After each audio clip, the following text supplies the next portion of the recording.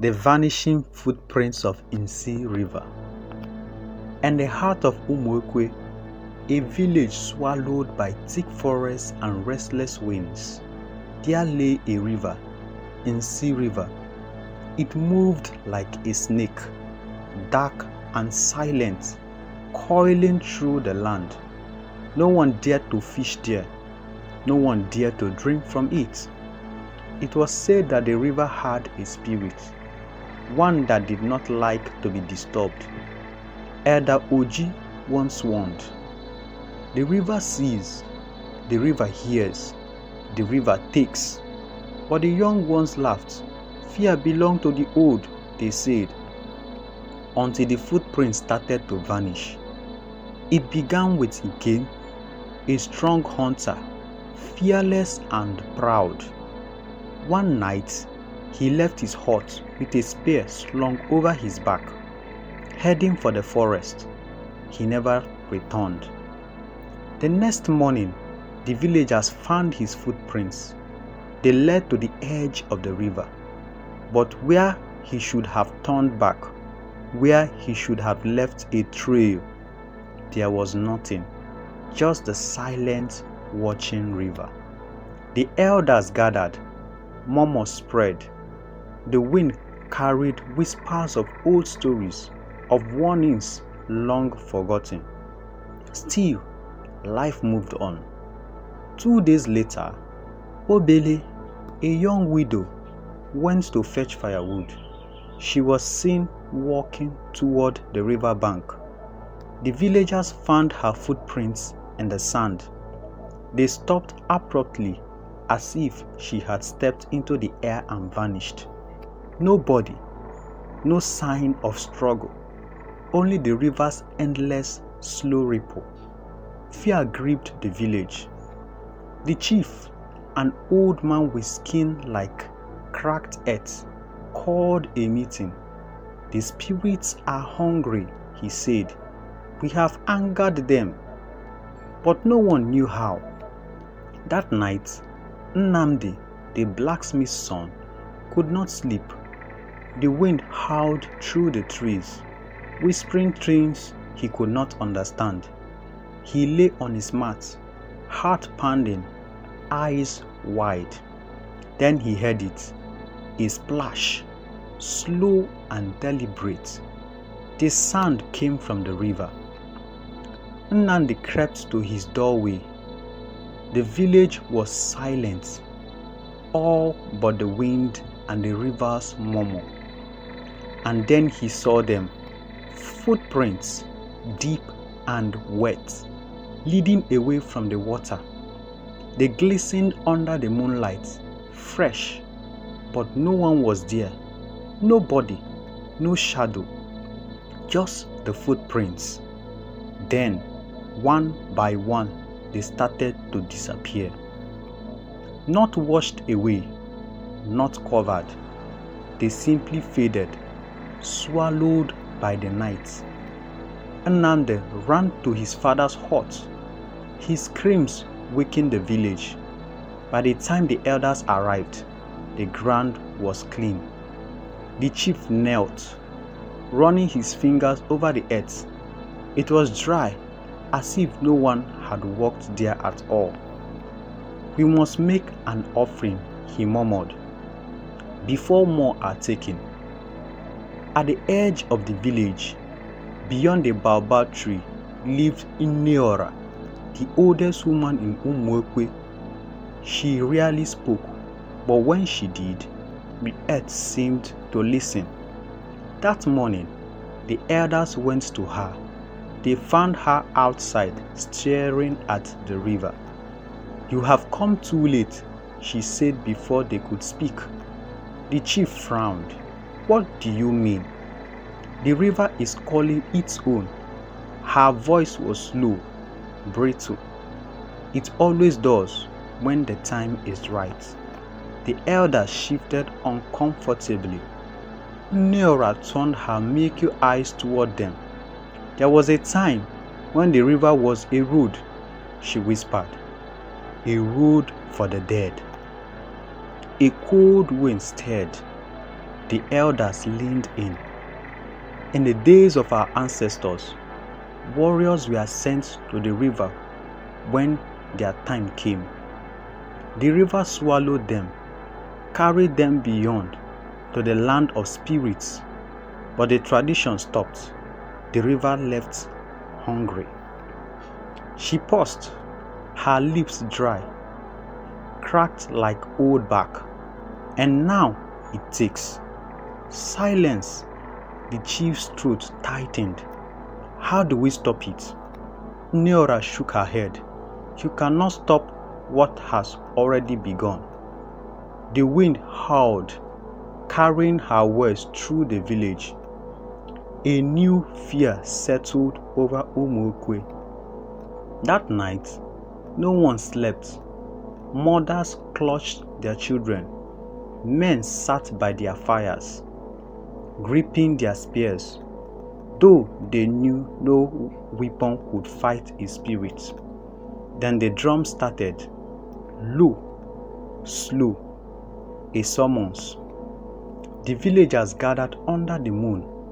The chief stood in the center, his shadow stretching long against the earth. We must appease the river, he said. Murmurs, cries. Someone had to go. Someone had to be given. Eyes turned to the strangers, the wanderers who had come seeking shelter. Then to the criminals, the outcasts, and then, finally, to the orphans. The chief's voice was heavy. One life for many. A wail rose from the crowd, but the river was waiting. Before dawn, the chosen one was led to the river. A boy, no older than 10. He did not cry. The drummers beat their final song. The wind hushed, the water stilled. Then he stepped forward. 1 step, 2. His footprints pressed into the wet earth. Then, as the village watched, they faded, one by one, until there was nothing left. And neither was he. As hush fell over Umuokwe, the river rippled, the wind sighed. Then, all at once, the forest exhaled. The whisper stopped. The footprints ceased to vanish. For now, years passed. The village healed. The horror became a story, a warning told to children at night. But the river remained, watching, waiting. One night, a boy went too close.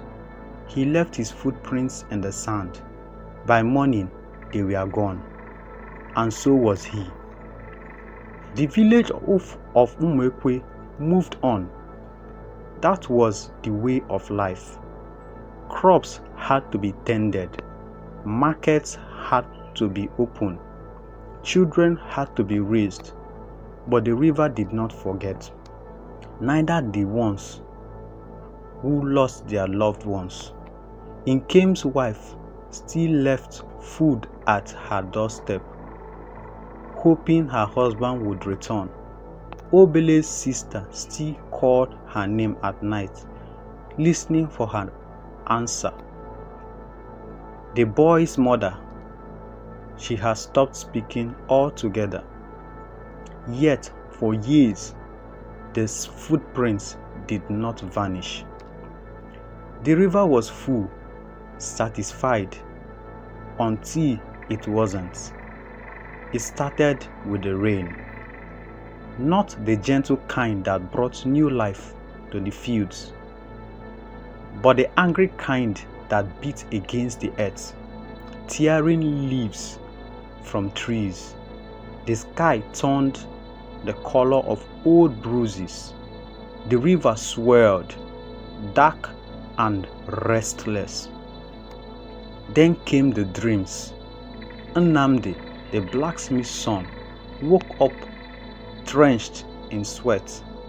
He had seen them, the lost ones, Nkem, Obele, the boy, their faces pale, their eyes black as the river. They stood at the edge of the water, reaching, calling, Nnamdi. He ran to the chief's hut before the night had fully faded. The river is not done. His gasps, his breath shaking. The chief frowned. We made the sacrifice. It was only borrowed time. Nnamdi whispered. The river once more. Outside, the storm raged on. By morning, the village had changed. Something in the air was wrong, heavy, watching. It was Nkiru, the trader's daughter, who found them first. Footprints, wet and deep, leading from the river bank into the village. But they were not human.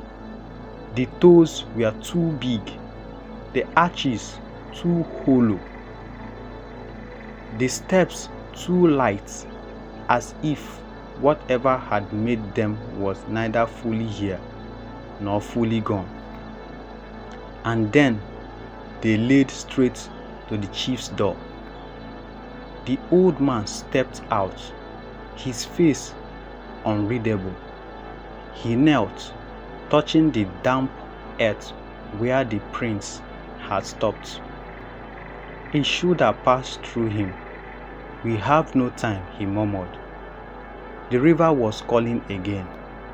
The elders gathered under the baobab tree. The wind hissed through the branches, whispering secrets only the trees could understand. Neora sat on her stool, unmoving. She had not spoken in weeks, not since the first sacrifice. Now she opened her eyes. Her voice was like dried leaves. The river is hungry. The chief swallowed. We must appease again. Neora shook her head. No, it does not want another offering. A chill ran through the elders. What does it want? Neora turned her blind gaze toward them. It wants what was taken from it. The air grew still. The river did not want new blood. It wanted back the old, the lost ones.